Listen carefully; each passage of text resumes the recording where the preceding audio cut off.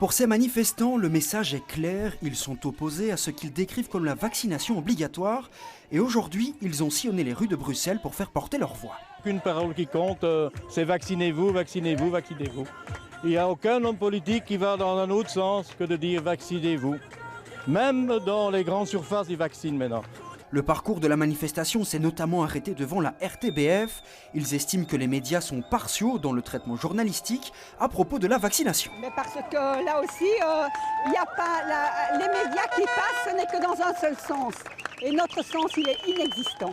Aussi, les manifestants remettent en cause l'efficacité de la vaccination et des effets sur la santé sur le long terme. Depuis qu'on a découvert ce virus, il n'y a pas si longtemps que ça, donc on a de recul que depuis la découverte de ce virus. Donc déjà, non seulement ce vaccin ARN est expérimental, mais en plus on n'a aucun recul sur les effets secondaires.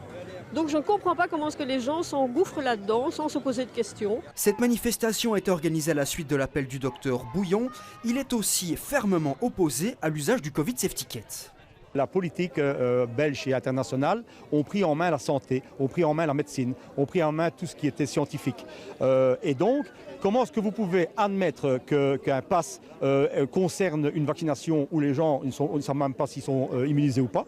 Comment est-ce qu'un pass peut intervenir avec un PCR positif qui devient négatif alors qu'on sait qu'il y a des erreurs de PCR? Un rassemblement qui a réuni plusieurs centaines de personnes, dont des soignants. Des images qui ne sont pas sans rappeler les mobilisations qui se déroulent en France.